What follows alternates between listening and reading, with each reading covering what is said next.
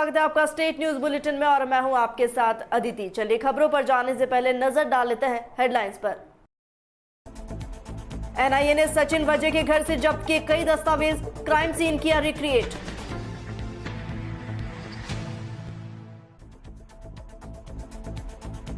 MP के सबसे बड़े अस्पताल में अय्याशी, मोर्चरी में आधी रात में मिले लड़के और लड़कियां।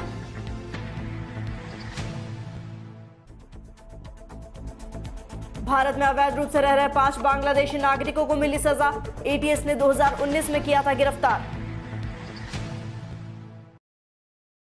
और अब खबरें विस्तार से। उद्योगपति मुकेश अंबानी के घर एंटीलिया के सामने विस्फोटक मिलने के केस और इससे जुड़े मनसुख हिरेन की मौत के मामले की जांच अब तेजी से चल रही है। माना जा रहा है कि इसमें जल्द ही एक नया खुलासा हो सकता है। विस्फोटक मामले की जांच नेशनल इन्वेस्टिगेशन एजेंसी यानी एनआईए और मनसुख की मौत के मामले की जांच एंटी टेररिज्म स्क्वाड कर रही है। एनआईए बुधवार रात सस्पेंड किए गए असिस्टेंट पुलिस इंस्पेक्टर सचिन वजह को ठाणे लेकर आई। वहां कई जगहों पर सीन रिक्रिएशन किया गया। देर रात एनआईए की 2 टीमों ने वजह के घर की तलाशी भी ली।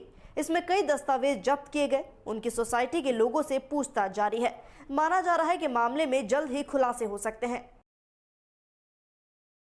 हॉस्पिटल के मोर्चरी में शव रखे जाते हैं, लेकिन हवस के भूखे लोगों ने इस जगह को भी जिस्म की आग बुझाने का अड्डा बना लिया। मामला मध्य प्रदेश के इंदौर के महाराजा यशवंत राज हॉस्पिटल का है। दरअसल यहाँ के कुछ फोटोज अब वायरल हो गए हैं। फोटो वायरल करने वालों का कहना है कि इस कंपनी के कर्मचारी ही बीते दिनों से यहाँ रात में लड़कियां लेकर आते हैं। हॉस्पिटल के कर्मचारियों को इसकी जानकारी थी, लेकिन प्रबंधन अब भी अनजान है। बीते दिनों मोर्चरी में एक बुजुर्ग का शव करीब 158 दिन पड़ा रहा। इसके बाद ही इसकी देखरेख का जिम्मा प्राइवेट कंपनी को सौंपा गया।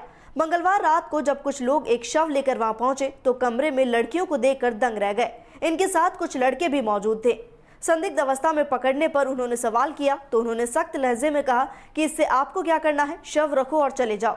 इसके बाद शव लेकर आए लोगों ने वहां के फोटो खींच लिए। ये देख मोर्चरी के कर्मचारी लड़कियों को लेकर भाग गए। बाद में ये फोटो सोशल मीडिया पर वायरल हो गए।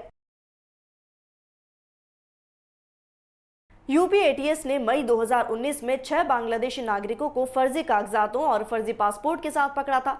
मामले में 5 ने अपना जुर्म कबूल कर लिया है और उन्हें अब सजा सुना दी गई है। उत्तर प्रदेश की राजधानी लखनऊ में कोर्ट ने भारत में अवैध रूप से रह रहे 5 बांग्लादेशी नागरिकों को सजा सुनाई है। कोर्ट ने 5 बांग्लादेशियों को दोषी मानते हुए 4-4 साल की जेल और 5-5 हजार रुपए के जुर्माने की सजा सुनाई। ये 5 फर्जी कागजात बनवाने, फर्जी पासपोर्ट रखने में गिरफ्तार किए गए। एटीएस कोर्ट में 5 ने अपना जुर्म कबूला। 2019 में यूपी एटीएस ने ये गिरफ्तारी की थी। सजा पाने वालों में हबीबुर रहमान, जाकिर हुसैन उर्फ रोमी, मोहम्मद काबिल, कमालुद्दीन, ताइजुल इस्लाम के नाम शामिल है। बता दें यूपी एटीएस ने मई 2019 में कूट रचित दस्तावेज बनवाए और जाली पासपोर्ट रखने के आरोप में 6 बांग्लादेशी नागरिकों को गिरफ्तार किया। इन पर लखनऊ के एटीएस थाने में मुकदमा दर्ज किया गया था। खबर सीकर के लक्ष्मणगढ़ से, जहां सबराला थाना क्षेत्र में दबंगों ने सरेआम दबंगई दिखाई। पहले एक युवक के साथ सड़क पर मारपीट की और उसके बाद घर में घुसकर महिलाओं के साथ मारपीट व भद्दी गाली गलौज की। सबराला थाना क्षेत्र में प्रार्थी ने थाने में मामला दर्ज कराया और मारपीट करने वालों पर सख्त कार्रवाई करने की मांग की है। सबराला थाना क्षेत्र में गाड़ी की साइड को लेकर दबंगों ने खुलेआम दबंगई दिखाई। पहले सड़क पर मारपीट की और उसके बाद घर में घुसकर महिलाओं के साथ मारपीट की और भद्दी गाली गलौज की। पीड़ित ने बताया कि पहले उसके बेटे के साथ मारपीट हुई और बाद में घर में घुसकर महिलाओं के साथ बदतमीजी की गई। फिलहाल पुलिस ने मामला दर्ज कर जांच शुरू कर दी है। खबर बीकानेर से, जहां सोमलसर गोलाई तार फैक्ट्री के पास अज्ञात युवकों ने बीच रास्ते में गाड़ी रुकवाकर एक व्यक्ति के साथ मारपीट की। परिवादी ने नोखा पुलिस को रिपोर्ट देकर अज्ञात युवकों के खिलाफ मामला दर्ज किया। घटना 8 मार्च की है। सोमलसर गोलाई तार फैक्ट्री के पास मलाने निवासी फूसाराम अपनी गाड़ी में सवार होकर जा रहा था, जहां अज्ञात युवकों ने बीच रास्ते में गाड़ी रुकवाकर उसके साथ मारपीट की। इससे उसके नाक और मुंह से खून बहने लगा। परिवादी का आरोप है कि मारपीट करने के बाद बदमाशों ने उसके गले में पहनी सोने की चेन भी छीन ली। नोखा पुलिस को रिपोर्ट देते हुए अज्ञात युवकों के खिलाफ मामला दर्ज किया है। वहीं पुलिस ने मामला दर्ज कर जाँच शुरू कर दी है। खबर नागौर से है, जहां लॉयंस क्लब कुचामन फोर्ट और मानव सेवा चैरिटेबल ट्रस्ट मारोट के संयुक्त तत्वाधान में निःशुल्क नेत्र जांच शिविर लगाया गया। अंधता निवारण समिति जयपुर और शंकरा नेत्र जयपुर अस्पताल के सहयोग से ये शिविर लगा। शिविर का शुभारंभ सौजन्यकर्ता रामगोपाल पारिक और क्लब के संभागीय सलाहकार लॉयन पवन जैन ने दीप प्रज्वलित कर किया। क्लब अध्यक्ष लॉयन राम काबरा ने बताया कि दृष्टि दोष से पीड़ितों को नेत्र ज्योति प्रदान करवाना लॉयंस क्लब का प्रमुख सेवा कार्य है। इसे देखते हुए क्लब ने ग्रामीण क्षेत्रों को मोतियाबिंद मुक्त कराने का लक्ष्य लिया है। इसके तहत गांव मारोट में आयोजित शिविर में कोविड-19 के नियमों का ध्यान रखते हुए शंकरा अस्पताल जयपुर के नेत्र रोग चिकित्सक टीम ने 230 रोगियों की जाँच की और 68 को ऑपरेशन के लिए चयन किया। चयनित रोगियों को बसों द्वारा शंकरा अस्पताल जयपुर भेजा गया, जिनके गुरुवार को ऑपरेशन किए जाएंगे। मानव सेवा चैरिटेबल ट्रस्ट के ओंकार पारिक ने बताया कि रोगियों के भोजन, आवास, चश्मे और दवाइयों की व्यवस्था निःशुल्क रहेगी।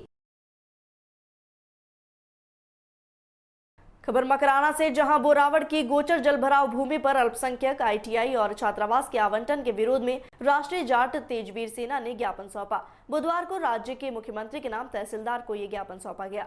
ये ज्ञापन अशोक कुड़ी के नेतृत्व में राष्ट्रीय जाट तेजवीर सेना के पदाधिकारियों ने तहसील कार्यालय पहुंचकर सौंपा।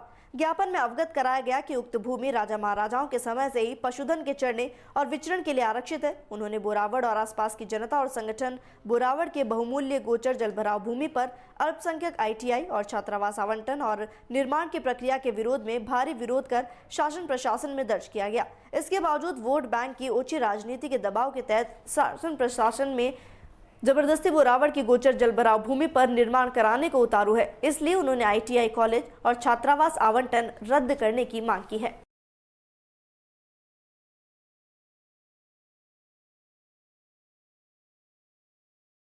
सर बताएं, आज आप तहसील कार्यालय किस मुद्दे को लेकर आए हैं?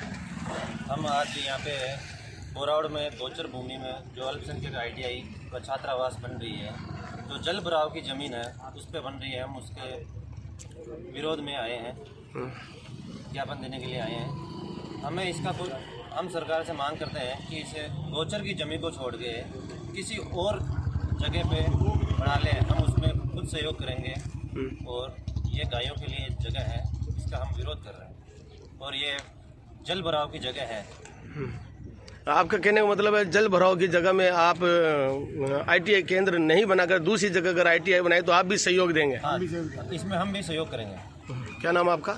मेरा नाम अशोक कुड़ी है। और इसी के साथ फिलहाल स्टेट न्यूज बुलेटिन में इतना ही। देश और दुनिया की तमाम खबरों के लिए बने रहिए DPK न्यूज के साथ। नमस्कार।